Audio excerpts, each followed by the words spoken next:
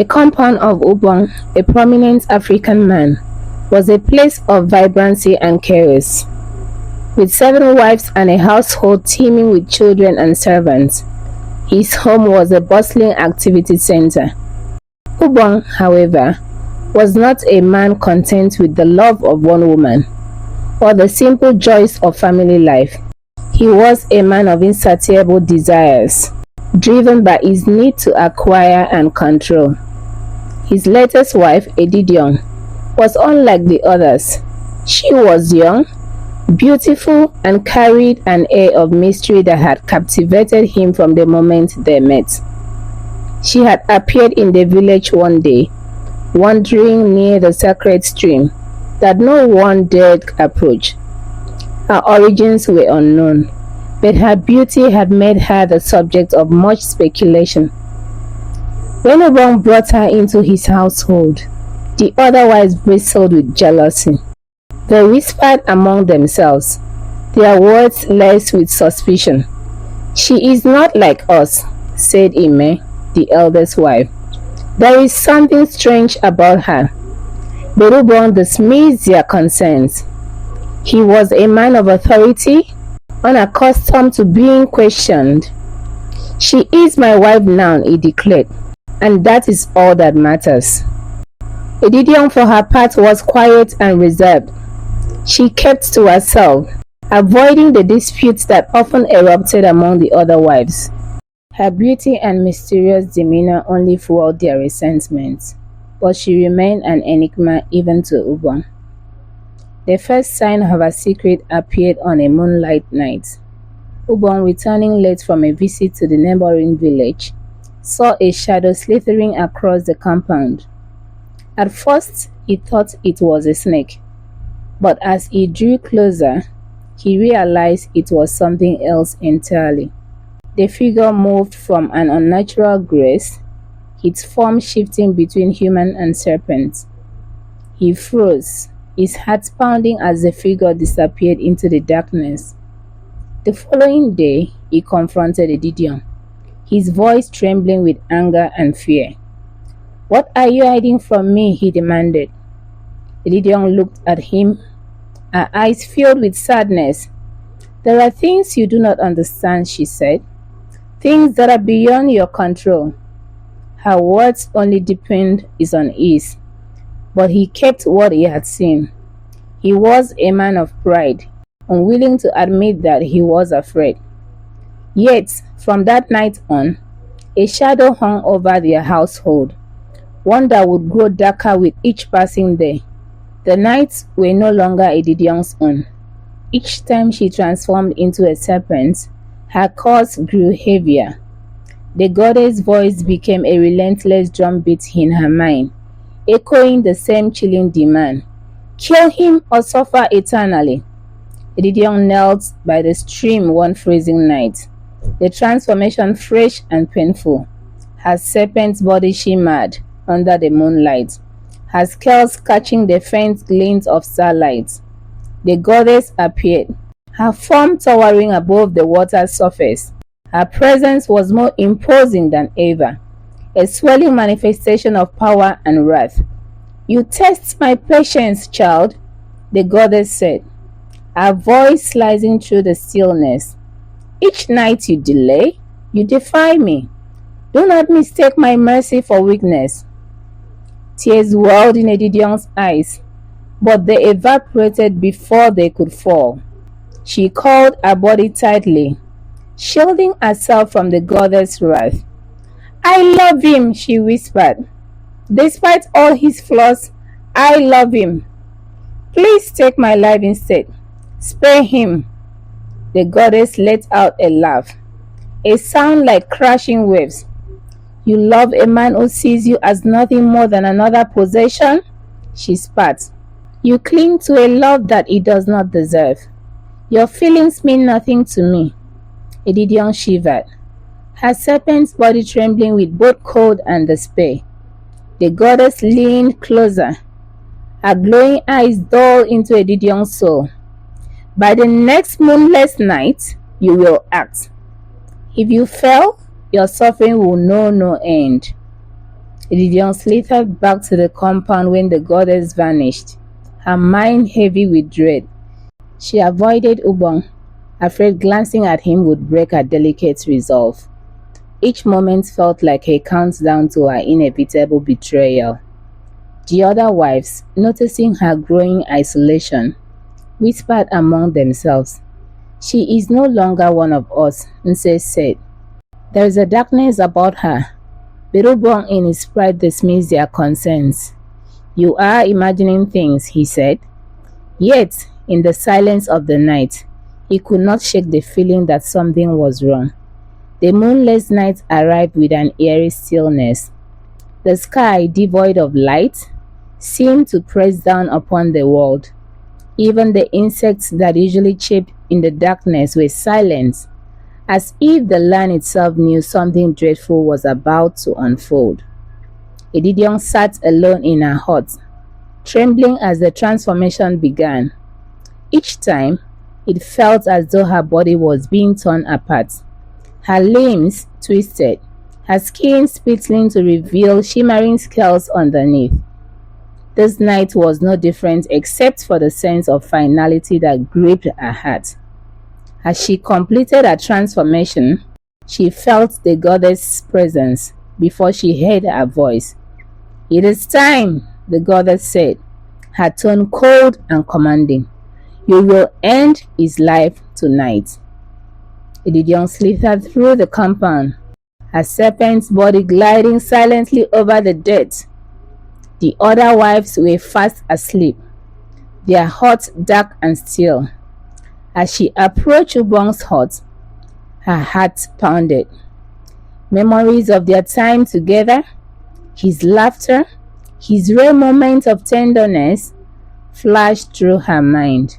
Inside, Ubong lay on his mat, his breathing steady. Edidiong hesitated at the doorway, her glowing eyes fixed on him. The goddess' voice echoed in her mind, louder and more insistent. "Strike now or face my wrath." Her serpent's body curled tightly as she fought the urge to attack. But the goddess' power was so strong. With a pained hiss, Edidiong lunged forward, her fangs sinking into Ubong's neck. His eyes flew open, wide with shock. For a fleeting moment, their gazes met, hearts filled with anguish, his with disbelief. Then it was over. Ubong's body went limp, and the life drained from his eyes. Edidiong transformed back into her human form, collapsing beside him. Tears streamed down her face as she whispered, "Forgive me." The other wives, awakened by the noise, rushed into the hut. They froze in horror at the sight of Ubong's lifeless body and Edidiong covered in his blood. Before they could react, a mighty wind swept through the room, and the water goddess appeared. The water goddess' arrival was both magnificent and terrifying. Her form shimmered like liquid silver, her eyes glowing with an otherworldly light. The other wives cowered in fear, their voices trapped in their throats as they watched her step forward. "It is done," the goddess said, her voice resonating like the drumbeat. "The man who defied the spirit has paid the price." Edidiong knelt before her, trembling. "You promised I would be free," she said, her voice barely above a whisper. The goddess' expression softened, but only slightly. "And you are free of the curse," she replied. "But freedom comes with a price." The goddess stretched out her hand as she spoke, and Edidiong felt a strange sensation course through her body. Her skin shimmered, turning translucent, her form dissolving into water. She gasped, reaching out towards the goddess. "No!" she cried, her voice fading. "You said—" But the transformation overtook her, and she collapsed into a pool of water at the goddess' feet. The liquid seeped into the ground, leaving no trace of her existence. "You are mine now," the goddess said, her voice echoing through the hut. "Return to the stream where you belong." With that, she vanished, leaving the wives alone with Ubong's lifeless body.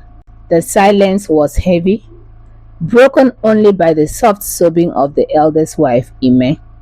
"We must not speak of this," Ime said, trembling.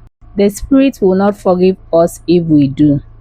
The wives nodded, their fear outweighing their grief. Together, they prepared Ubong's body for burial, their minds haunted by the events of the night. News of Ubong's sudden death spread like wildfire through the village, and the whispers surrounding his household became impossible to ignore. The wives, bound by fear, did not explain to the curious villagers, but their silence deepened the mystery.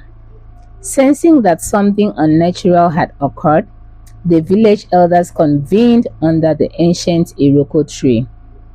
Ubong had been a man of prominence, his wealth and influence undeniable. Yet, his excesses and arrogance had earned him many mortal and spiritual enemies. When the elders summoned his wives for questioning, the women trembled but obeyed, knowing the council's wrath was nearly as fearsome as the spirits themselves. The wives stood before the elders, their heads bowed. The eldest among the council, Ekong, addressed them. Ubong was a man with many faults, but his sudden death is no ordinary matter. Speak the truth, for the spirits listen, even when men do not. Ime, the eldest wife, stepped forward cautiously. Her voice wavered as she spoke. "We know little of what happened. We only found him lifeless in the night." Another elder, Afia, narrowed his eyes. "You expect us to believe that a man as strong as Ubong simply fell dead in his sleep? There are whispers of curses, of spirits within your compound. Tell us, what do you know of your youngest sister wife, Edidiong?" The wives exchanged nervous glances, but said nothing. They had all seen the goddess' wrath and knew better than to speak of her. Ekong's expression darkened. "You think silence will protect you? The stream where Edidiong was found is no ordinary place. It is sacred home of a goddess known for her vengeance. It seems Ubong's arrogance led him to bring a cursed woman into his home." The elders deliberated among themselves before Ekong delivered their judgments. "The stream shall be forbidden. None shall approach it, for it is a place of death and sorrow. Let Ubong's fate be a warning to all who defy the spirit." The wives left the council shaken, their hearts heavy with guilt and fear. In silence, they carried the weight of a tragedy that would forever change their lives. Once a source of life and beauty for the village, the stream became a place of fear. No one dared to approach it, for the elders' decree had turned it into a forbidden zone. Those who dared to stay too close claimed to hear strange whispers, as if the water itself spoke of sorrow and revenge. Children who wandered near the stream were swiftly pulled back by their parents and scolded for their curiosity. Yet the stories persisted, of a woman's voice calling out her cries echoing through the trees. Edidiong, they called her, the serpent's bride, whom the goddess had taken. One evening, a young fisherman named Efiong ventured too close to the stream. He was known for defying the elders' warnings, often claiming that the spirits were nothing more than tales to frighten the weak. As he cast his net into the water, he felt a strange pull, as if the stream itself resisted him. Suddenly, the water began to ripple unnaturally. Efiong froze as a shadowy figure rose from the depths. It was a woman, her form flickering between human and serpents. Her eyes glowed with an otherworldly light, and her voice was soft but haunting. "Why have you come here?" she asked, her tone laced with sorrow. Edidiong stumbled backward, dropping his net. "I meant no harm," he stammered, his bravado gone. The figure tilted her head, her expression unreadable. "Leave this place. Tell the others to heed the warnings. This is no longer a place for the living." Terrified, Edidiong fled, leaving his net behind. They only nodded solemnly when he told the villagers what he had seen. The stream's curse was real. Its story was now etched into the village memory. Though Edidiong's physical form was gone, her spirit remained bound to the stream. The goddess had not lied. Edidiong was free from her serpent curse, but at a cost. She was now part of the waters, a guardian of the sacred place she had unknowingly trespassed upon years ago. Her days were spent in a haze, her form merging with the stream. She could feel its flow and hear the whispers of the creatures that lived within it. But her nights were the hardest. It was during these hours that her memories returned in vivid flashes. Ubong's laughter, the warmth of his touch, and the moment she had ended his life. One night, as the moonlight reflected off the stream's surface, Edidiong saw the goddess' form appear. The goddess was as radiant as ever, her presence filling the air with a mix of awe and fear. "You mourn him still?" the goddess observed, her voice softer than before. Edidiong nodded, her watery form rippling with emotion. "I love him despite everything. Do you not understand what you've taken from me?" The goddess gazed at her, unyielding. "You were bound by love, but your love was misplaced. He was a man who would never change and only bring more ruin. What I took from you was not love. It was a chain." Edidiong looked away, her form shimmering under the moonlight. "And what am I now? A shadow? A memory?" "You are a guardian," the goddess replied. "This place is sacred, and it needs a protector. The gods chose you. You understand loss because you can endure." Edidiong said nothing, her sorrow too great for words. As the goddess vanished, the stream fell silent again, leaving Edidiong to her eternal vigil. Years passed, and the village grew accustomed to the mysterious presence at the stream. Though no one dared approach, they could not entirely forget the tragedy that had befallen Ubong's household, or the lingering spirit of Edidiong. Over time, the stream became a symbol of fear and reverence, its waters regarded as sacred and untouchable. The elders ensured the stream remained protected, erecting barriers and performing rituals to honor the goddess who dwelled within. During these ceremonies, offerings of yams, kola nuts, and palm wine were left at the water's edge. The villagers prayed for protection, and their words carried on the wind to the unseen forces they believed governed the world. But not all respected the stream's sanctity. One fateful day, a traveling merchant named Edidiong, unfamiliar with the village lore, arrived. He had heard rumors of the cursed waters, but dismissed them as superstitions of simple folk. Bold and greedy, he saw the stream as an opportunity. Its crystal clear waters would fetch a high price in distant markets. Under darkness, Edidiong approached the stream with several large clay pots. As he dipped the first pot into the water, the air around him grew heavy, and a chilling silence descended. He hesitated, but his greed outweighed his fear. "Stop!" a voice commanded, soft yet filled with authority. Edidiong turned to see a shimmering figure rise from the stream.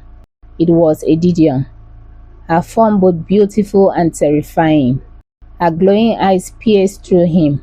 "You trespass on sacred ground," she said. Live now, and you may yet live. Enete laughed nervously, feigning courage. You are but a ghost, he said. You cannot harm me. Edidiong's expression darkened. The spirits have little patience for arrogance. Before Enete could respond, the water surged, pulling him under with a force that defied nature. His cries for help were muffled as the stream claimed him. When the water stilled, no trace of Enete or his pots remained. The following day, villagers found the merchant's abandoned cart near the stream. His fate was apparent to those who saw it, and they reaffirmed their fear of the sacred waters. No one dared question the power that resided there. Edidiong, now thoroughly entwined with the stream, continued her eternal vigil. She had grown accustomed to her role, as spirit both protector and prisoner. Though her heart still ached for the life she had lost, she found solace in knowing that her actions preserved the balance of the natural and spiritual worlds. Over the decades, the story of the stream and its guardian evolved into legend. Parents told their children tales of the serpent bride, who became one with the waters, warning them to respect the spirit and their sacred places.